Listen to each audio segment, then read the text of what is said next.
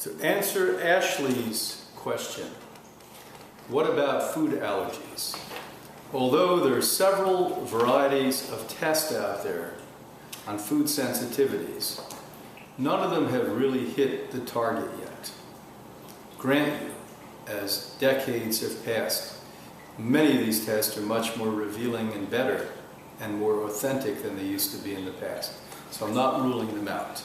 Cytotoxic testing is one that we have found to be fairly accurate. Not 100%, but fairly accurate. Now, what is an allergy? It's when the human body and the biochemistry of the body cannot absorb something or utilize it. It can be any from an airborne pollen to a food to even unlikely things that you may be allergic to. There are rare cases today because the world is so septic, so poisonous, that people are allergic to their own body's blood. Now that's an extreme case.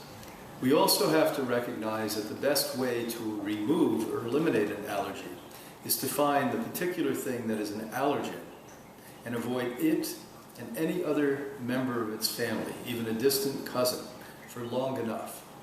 And in more than 9 out of 10 cases, after about an 18-month absence from that type of food or that type of environment, you almost always remove the allergy. Again, there are cases where that's not going to happen. So testing, yes. Whoever advises you is as important, if not far more important than the testing. I'm not sure about shots other than very, very severe life-threatening cases.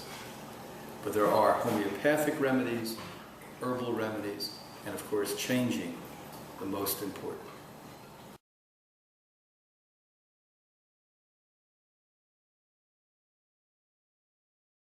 From Larson.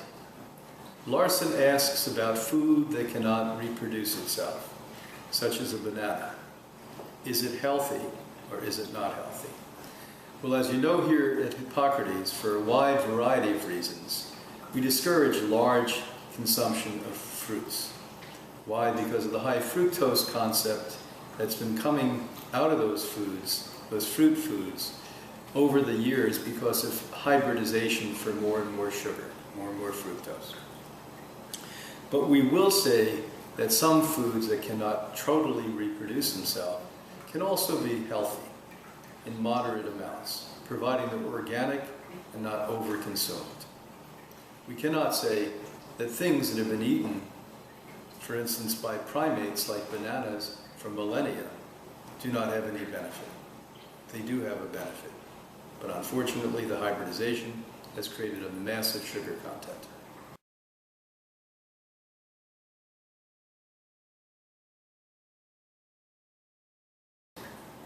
Brian is asking me about veganism, which I have been advocating and been employing for 41 years.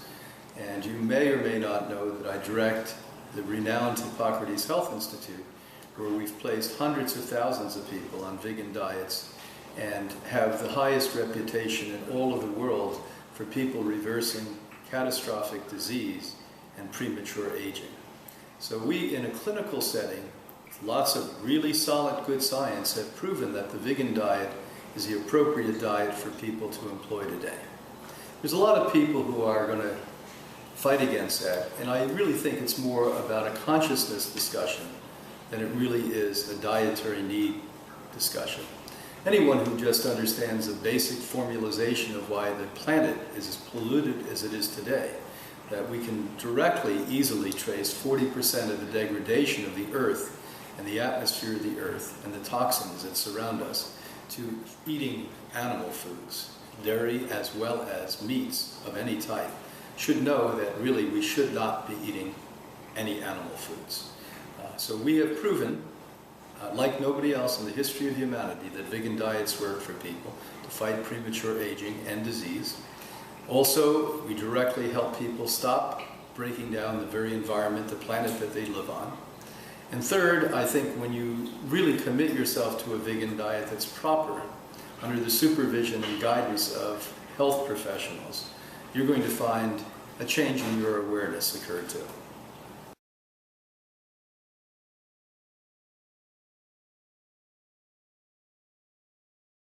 James Lee is asking me about sun gazing. Well, number one, I'm not sure it's the wisest thing to do for a lot of people out there. With UV rays and as hot as it may be in some areas of the world, and if you have retina problems to begin with, or tend to have glaucoma or other disorders, you may not want to be doing this. On the other hand, early morning looking at the sun, there are volumes of evidence, good science, that show you that it helps to boost and build the immune system. So this is something that can be done, not by everyone all of the time, but by a few people who know that their eyes are in good shape. You may want to read Dr. Jacob Lieberman's book on light. Out of all the literature and science that I've read on it over the decades, there's not one that articulates the good basis of this better than Jacob Lieberman's, with a very sensible approach to doing so.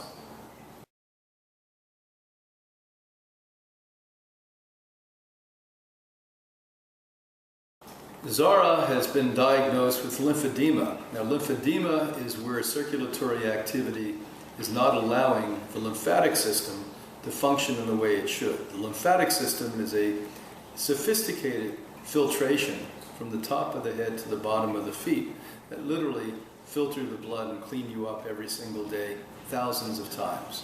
If that's not working, it starts to dump and unload so that you start to have a growth or development in that area, an edemic condition. Here at Hippocrates, we strongly advise and have widely used with great success H-wave. This is pulsating units directly on the lymph glands itself to help to relieve this condition. Then cleaning up your diet, moderate movement and exercise is important, lymphatic drainage, body work, massage, all of these can be helpful. Now, when you know more than just get a question from somebody, our medical team can literally, here at Hippocrates, look at what targeted nutrients and supplementation, herbal if possible, homeopathic sometimes, can be employed to expedite this process.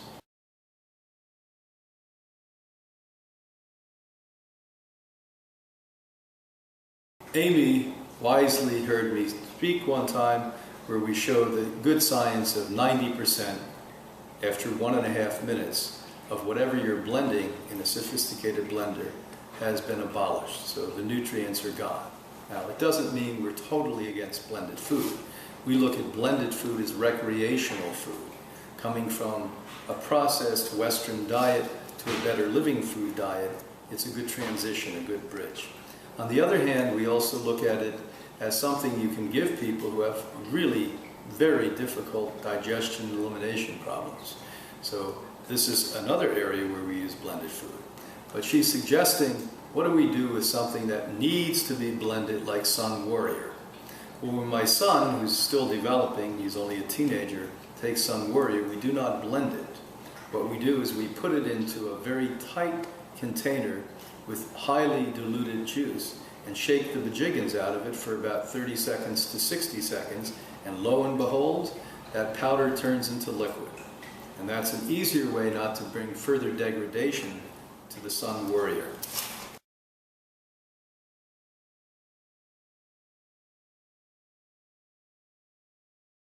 Eileen asks about kidney disorder and dialysis and how much juice should we have. Well, out in the world today, and I'm sure certainly because of the internet, you can look up low potassium vegetables. And those that have very low potassium are the ones that you can drink more of and consume more of. With kidney disorders, we need constant small amounts of high energy and high nutritious fluid going into the body. I wouldn't suggest to drink, as I do, a large amount every morning to put taxation on an already taxed and potentially diseased kidney. So small amounts of proper juices with low potassium, good idea. Small amounts of potassium-rich juices, highly diluted with water, is also not going to create a problem.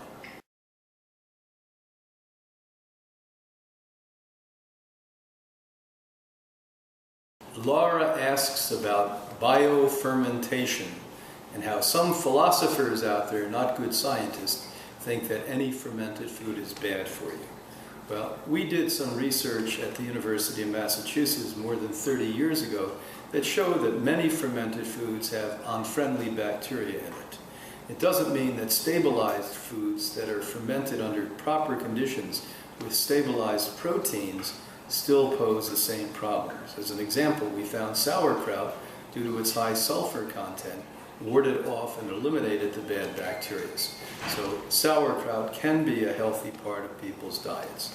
Sun Warrior, being a high protein food, 85% protein, literally also in the way it's fermented, is a healthy food for you. Now, what they may have meant, these philosophers, is that if you have the wrong bacteria in many fermented food, it's bad. And boy, do I concur with that.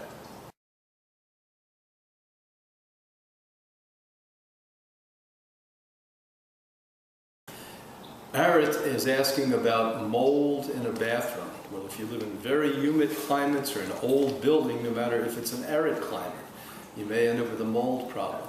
If it's severe enough, I'd strongly advise cleaning it up or getting out of that area, because you can't minimize mold if it's overwhelming. On the other hand, if it's a minor mold problem and it's only on the surface of the tiles and you wash it off with a good natural disinfectant, then you may want to put an ozone generating type of air filtration system in that area. As a matter of fact, due to the fact I live in highly humid Florida, when we're not at home, and even when we're home, we run these air filtration type of units that really clean anything out of the air that ought not to be there, be it microbes or molds.